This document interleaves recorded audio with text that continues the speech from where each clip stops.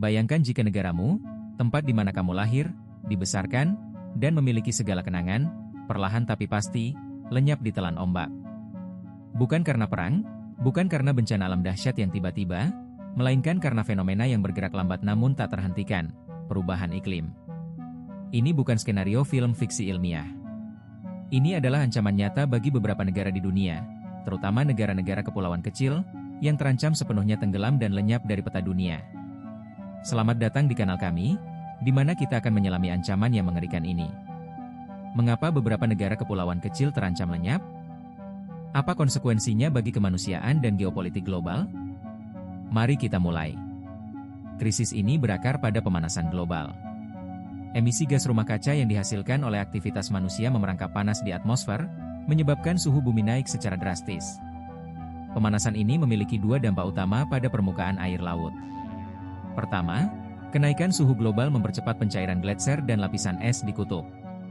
Miliaran ton air yang sebelumnya beku kini mengalir ke lautan, menambah volume air secara signifikan.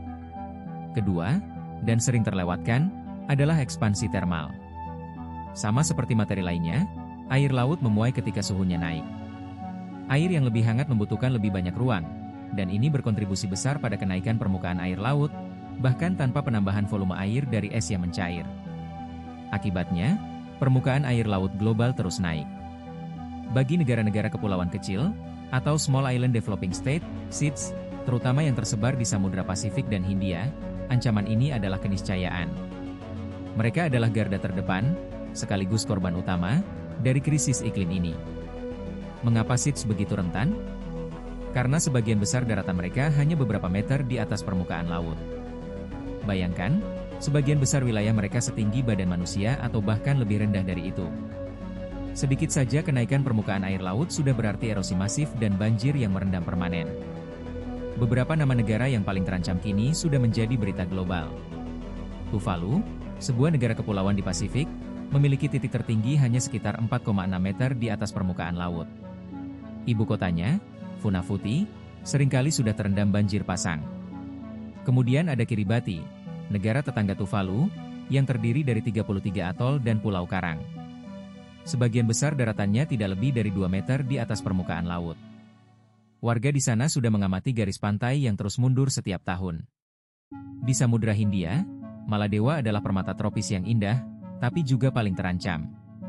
Dengan ketinggian rata-rata hanya 1,5 meter di atas permukaan laut, Maladewa diprediksi akan menjadi salah satu negara pertama yang sepenuhnya tenggelam jika kenaikan air laut tidak dapat dihentikan. Kepulauan Marshall dan Nauru juga menghadapi nasib serupa. Negara-negara Mikronesia ini, dengan populasi yang relatif kecil, menghadapi dilema eksistensial. Kehilangan tanah berarti kehilangan segalanya. Proyeksi kenaikan permukaan air laut sangat mengkhawatirkan.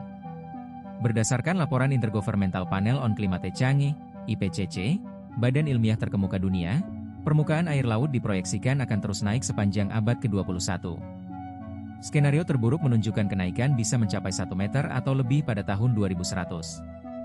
1 meter mungkin terdengar kecil bagi kita yang tinggal di daratan luas, tapi bagi negara-negara yang seluruh wilayahnya hanya beberapa meter di atas laut, 1 meter berarti kehancuran total. Beberapa studi bahkan menunjukkan bahwa kenaikan air laut di daerah tropis Pasifik mungkin terjadi lebih cepat dari rata-rata global, karena faktor-faktor seperti sirkulasi laut dan gravitasi. Dampak jangka pendek dan menengah sudah sangat nyata. Masyarakat di negara-negara ini sudah mengalami intrusi air asin ke dalam sumber air tanah dan lahan pertanian. Air tanah mereka menjadi payau, tidak layak minum, dan tanaman pangan lokal seperti talas dan kelapa mati karena salinitas tinggi. Erosi pantai yang signifikan adalah pemandangan sehari-hari.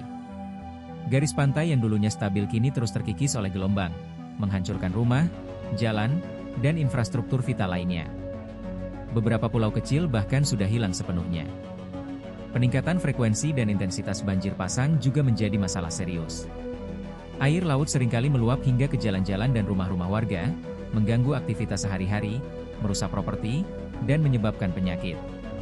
Semua ini mengancam ketahanan pangan dan air. Ketika lahan pertanian rusak dan sumber air bersih terkontaminasi, masyarakat menjadi sangat bergantung pada impor, yang tentu saja mahal dan tidak selalu tersedia. Ini adalah ancaman nyata terhadap keberlangsungan hidup mereka. Di balik angka-angka dan proyeksi, ada krisis kemanusiaan yang mendalam. Hilangnya daratan secara fisik berarti hilangnya rumah yang telah dihuni turun-temurun, hilangnya mata pencarian yang bergantung pada laut dan tanah, dan yang paling menyakitkan, hilangnya warisan budaya, makam leluhur, dan ikatan mendalam dengan tanah air. Ini mendorong terjadinya migrasi, baik internal maupun eksternal. Ribuan orang sudah terpaksa meninggalkan desa mereka untuk mencari tempat yang lebih tinggi di pulau yang sama, atau bahkan harus pindah ke negara lain. Mereka adalah pengungsi iklim, sebuah kategori yang status hukum internasionalnya seringkali tidak jelas, membuat mereka rentan dan tidak memiliki perlindungan yang memadai. Isu kedaulatan dan geopolitik yang muncul dari skenario ini sangat kompleks dan belum pernah terjadi sebelumnya. Jika sebuah negara lenyap, apa yang terjadi pada kedaulatannya? Apakah mereka masih dianggap sebagai negara? Pertanyaan ini memicu perdebatan serius di kalangan hukum internasional. Lebih jauh lagi, hilangnya daratan juga berarti hilangnya hak atas zona ekonomi eksklusif, ZEE, mereka. Dia adalah wilayah laut seluas 200 mil laut di mana suatu negara memiliki hak eksklusif untuk mengeksplorasi dan mengeksploitasi sumber daya alam. Bagi negara kepulauan, ZEE seringkali jauh lebih besar dari daratan mereka, dan sumber daya laut ini sangat vital bagi ekonomi mereka. Hingga kini, belum ada presiden hukum internasional yang jelas untuk menangani situasi di mana sebuah negara tenggelam secara fisik. Kekosongan hukum ini berpotensi memicu konflik di masa depan, terutama terkait dengan klaim atas sumber daya laut dan batas-batas maritim yang melekat pada daratan yang kini tidak ada. Tentu saja, negara-negara kepulauan ini tidak tinggal diam. Mereka berupaya keras untuk beradaptasi, meskipun dengan sumber daya yang terbatas. Salah satu strategi yang umum adalah pembangunan tanggul laut dan dinding penahan ombak.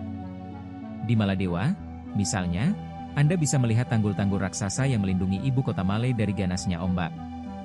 Reklamasi daratan juga menjadi pilihan, seperti yang dilakukan oleh Maladewa dengan membangun pulau-pulau buatan.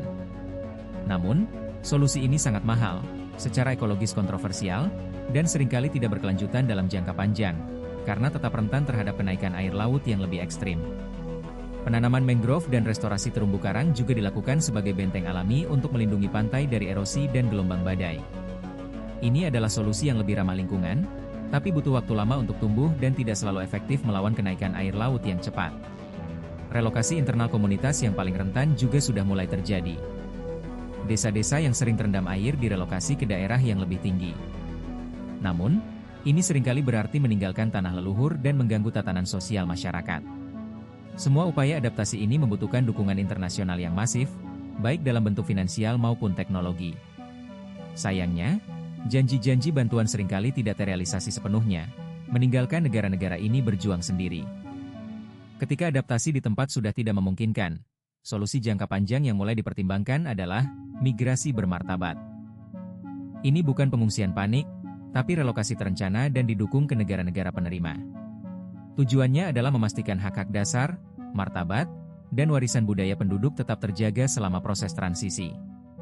Fiji, misalnya, telah menawarkan diri untuk menampung warga Tuvalu jika negaranya tidak lagi bisa dihuni. Ini adalah langkah solidaritas yang penting, namun tetap saja menyakitkan. Bagaimana sebuah bangsa dapat menjaga identitasnya ketika mereka tidak lagi memiliki tanah air? Ancaman ini jauh melampaui kerugian fisik semata. Hilangnya daratan juga berarti lenyapnya warisan budaya Takbenda yang telah diwariskan selama ribuan tahun.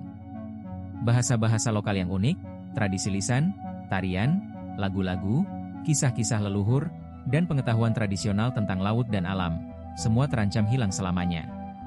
Ini adalah kerugian yang tak tergantikan, bukan hanya bagi masyarakat yang terdampak, tetapi juga bagi seluruh umat manusia.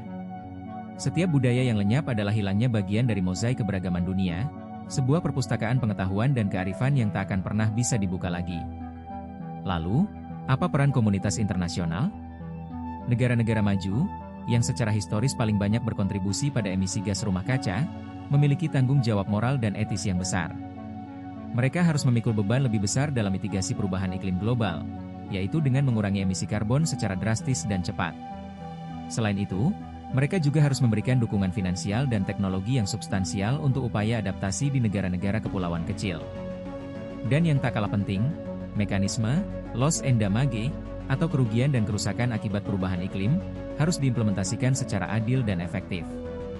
Ini adalah bagian dari prinsip keadilan iklim, di mana mereka yang paling sedikit berkontribusi pada masalah harus paling banyak dilindungi. Ancaman hilangnya negara-negara kepulauan ini adalah pengingat yang menyakitkan bahwa perubahan iklim bukan lagi ancaman di masa depan, melainkan krisis yang sudah di depan mata kita. Nasib Tuvalu, Kiribati, Maladewa, dan lainnya adalah cerminan dari tantangan global yang kita semua hadapi. Mereka adalah peringatan bagi kita semua. Kita tidak bisa berpaling. Mereka mungkin kecil di peta, tapi implikasi hilangnya mereka sangat besar bagi kemanusiaan, geopolitik, dan masa depan planet ini. Ini adalah krisis yang membutuhkan tindakan kolektif, solidaritas global, dan kesadaran akan tanggung jawab kita bersama. Apa yang akan kita lakukan untuk mencegah lenyapnya surga-surga ini dan menjaga martabat mereka yang terancam? Pertanyaan ini harus dijawab oleh kita semua. Terima kasih telah menonton. Jangan lupa untuk subscribe, like, dan tinggalkan komentar Anda di bawah.